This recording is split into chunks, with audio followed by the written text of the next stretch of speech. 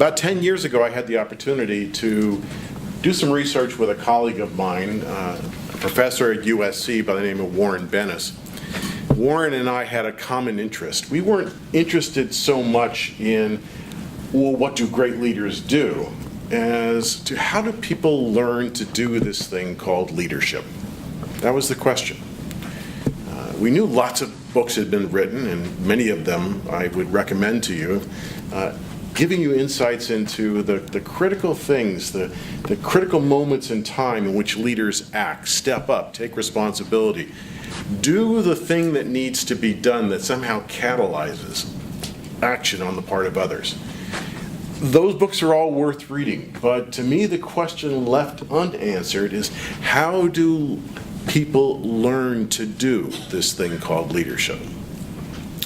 You know, if you read any psychology textbook, if you listen to people go on and on about leadership, quite often you'll come to an impasse. Are leaders born or are they made? But what's interesting is that someone may be an extraordinary leader from the very earliest days, the 3-year-old that all the other 3-year-olds follow around. But no matter how rooted in personality or in biology their leadership capability is, their charisma is, they don't come out of the birth canal with everything that they need to know about being a leader. They still have to learn. So Bennis and I started with the proposition that if we talk with people who are over the age of 70 and under the age of 30, maybe we'd be able to tease out some common insights about how it is that people learn to lead. Now, the differences between people over the age of 70 and under the age of 30 have been cataloged in many different places. I don't need to go over that with you. Simple phrases like work-life balance and equity are not issues that are top of mind to leaders in their 70s. They're a common part of the parlance for people under the age of 30. Those differences were not so interesting as it turns out that the similarities were. And as it turned out, over the course of better part of 2 years, doing interviews with men and women who had accomplished careers, many of them in very different organizations over the years as they reached age 70, but in business, in finance, in government, in the social sector, in political organization, in the military, as well as young leaders who had already accomplished something significant, people like Ian and Jital, under the age of 35 or thereabouts, independent of their backgrounds.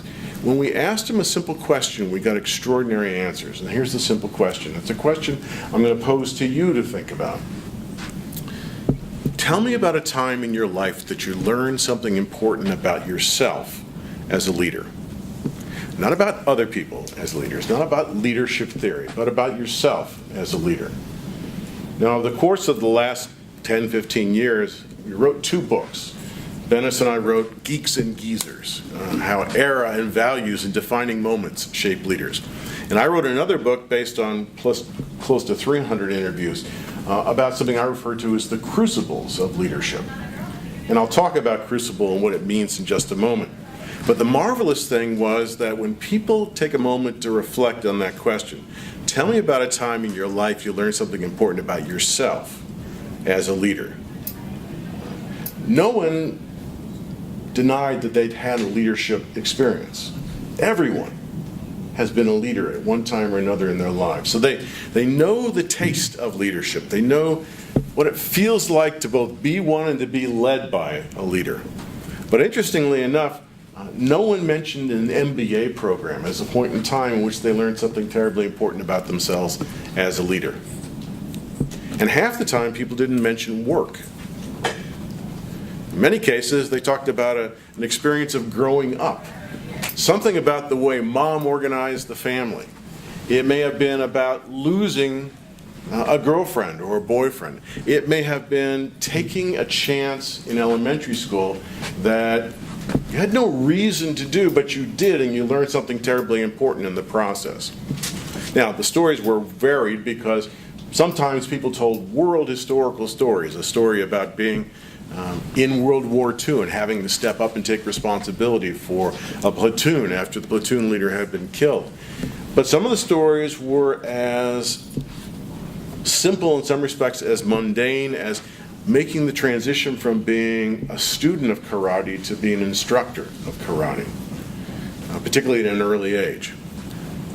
Those stories, when you look across them, independent of whether they come from somebody over the age of 70 or under the age of 35, taught us 5 really important things. And I want us to take a few minutes to detail what those 5 things are. Now again, it's not about what you do as a leader, it's how you learn as a leader. Particularly given the fact that over the course of your life, you're going to confront things that you've never imagined before. Over the course of a career, no matter how well trained you may have been in your early years, you're going to encounter things that you're not prepared for. So how do you learn as a leader? Again, is the question. So there are 5 C's. You can tell I come from a consulting background. There's always 3 or 5 of something, and it's always named with an S or a 5 or what have you. 5 C's. The first C is crucibles. Crucibles matter. Now, what is a crucible? Well, if you look into medieval alchemy, you see that the crucible was the vessel into which would-be chemists would pour different mixtures of metal in an effort to try and create new metals. But the metaphorical meaning of crucible is that there are moments in time in which pressure mounts. You have no choice but to learn or to not learn. And when you learn, you become a different person. So those moments in time that could be as simple as failing in a new job, losing a parent, not accomplishing something that you really wanted to accomplish, or accomplishing something extraordinary and not knowing why. Will be times in which you are confronted with, who am I and what am I trying to accomplish? And as leaders, it's quite often, do I dare lead? Do I dare take responsibility? Do I dare step up and step to the front? Well, as it turns out, those are the moments in time which, if you're aware and you're alert, teach you the most powerful lessons about being a leader. Now, part of the reason they're powerful is that they are uniquely your experience. They're not somebody else's. So you may go to a business school program and pour through Harvard Business School cases, where almost invariably they end up with somebody looking out the window at an approaching clouds of storm, trying to figure out what to do. Decisions are important, don't misunderstand. But as I looked across the agenda of today's session, one of the things that became clear to me was that there's an aspect of leadership that people are trying to point to you that has to do with who you are, what you stand for. If you want to inspire others, one of the best ways to do it is to stand for something. So the question is always, well, what do you stand for? And these crucible moments will teach it to you. The second C is that, well, if that crucible moment teaches you that you have to do something differently, if you want to be successful, if you want to be able to work effectively in a given situation, it also teaches you that behavioral change takes practice. That's why the second C is commitment. I've been on a lifelong journey, or it feels like that, certainly for the last 30 years, to lose the weight that I gained from age 30 to age 40. Every night, it's me against the refrigerator. Me too. It's both a struggle and it's literally me inside the refrigerator.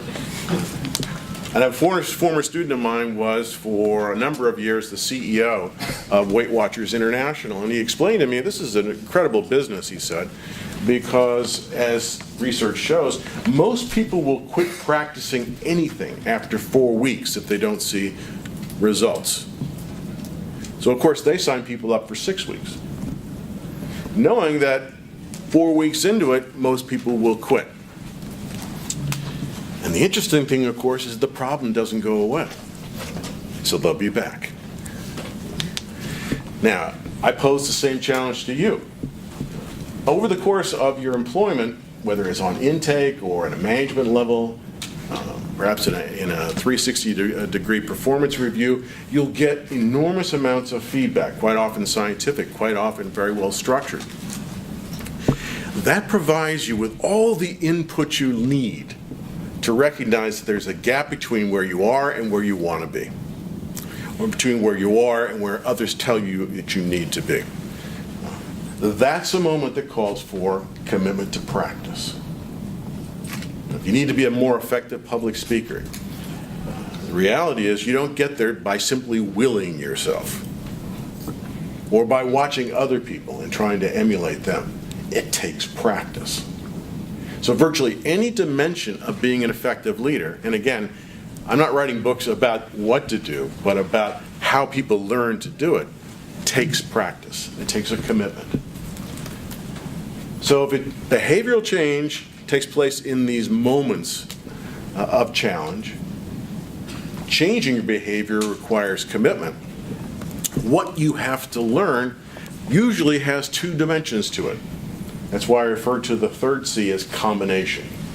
There's the outside game and then there's the inside game. The outside game is learning the things you have to do. How to stand properly, how to engage with people, how to use your body as a device for communication, how to make decisions, how to give and receive feedback, all the classic things we expect leaders to do. They're available in books, in videos, in frameworks, in models. There are ways in which to literally practice. And that's the outside game. The inside game is why you do it. Getting yourself to practice quite often is just a matter of sheer will. But practicing toward an end takes an aspiration. I had the opportunity in the course of the research that I did for Crucibles of Leadership to interview a number of magicians. And I won't tell you why I interviewed magicians. And it's not making leadership into a deception, but rather magicians practice almost incessantly. And they do that in part because the outside game of magic is practicing how to manipulate things, including perception. And that's not an easy thing to do. But the inside game is constructing the experience, why you do it. So I had the opportunity to talk with Penn and Teller, actually Penn Jillette. And if you know of Penn and Teller, you know that one of them speaks, the other doesn't. So I interviewed the one who did. And he said, if you want to be a magician, you have to master a number of basic moves. You cannot be a magician without mastering them. But mastering them will not make you a magician. It's what's inside of you that makes you a magician. And I think the exact same argument can be made with regard to leadership. Yes, there are things you have to practice. But the purpose, the aspiration, the why you lead has to come from deep inside. So the fourth C is coaching. Interestingly enough, as we discovered from talking with people of extraordinary accomplishment, people like Ian, people like Chital, who at a certain point along the line realized that I can't do it by myself. I can't get through this by myself. Recognize that no one learns alone. Almost invariably, not always visibly, but almost invariably, there's somebody else there who notices what you're going through and says, hey, pay attention to this. This is important for you. As a coach, they don't tell you the answer. They don't tell you what to do. Their goal, their responsibility is to provide you with the awareness so that you do something with it. Maybe it's they say, take a day, take a few hours, take a class, talk to somebody, make sense of this. And that leads me to the fifth C, which is community. Hillary Clinton is famous for saying, it takes a village to raise a child. Well, in a sense, it takes a community to grow a leader. Chital's point, very important role that bringing yourselves together in groups like this play, because you're all trying to accomplish the same thing, but it takes support to do it. It takes other people who care enough to tell you the truth to do it. That's one of the reasons why I'm a big fan of coaching, why I do leadership coaching and audaciously offer my advice to very, very senior people who have accomplished a great deal more than I ever will. I hold up a mirror and I ask, is this what you want to do? Is this the person you want to be? Not, you're not being the best person you could be, or you should be something different, but simply to ask, is this what you want to do? Is this what you want, the way you want to be seen? And if not, what are you going to do about it? What can you do? And perhaps more importantly, what will you do? Again, trying to draw the leader out. So, in an environment in which the expectations that people have about your behavior are different than the expectations you have about yourself, you have a choice to make. You don't become the other simply to succeed. You become yourself in a way in which the other can't ignore. And one of the ways in which you do that is with communities like this. So, long story short, there are 5 C's. Crucibles, those are the times that shape you, tell you you need to change your behavior. Commitment, which is that it takes practice to make change in yourself. Combination, which is there will always be routine, repeatable things that you'll need to learn, but they must be combined with your own sense of purpose. Coaches matter, but a coach doesn't have to be a high-priced, expensive commodity. It can be a friend who cares enough to tell you the truth. And then finally, it takes a community like this, a group of people who are learning together. So I leave you with that in the hopes that, a simple model, albeit a consulting model, but a simple model will help guide you on answering the question for yourself. If I intend to lead, if I intend to continue learning over the course of my life, I need to spend some time focused on how I learn. Thank you.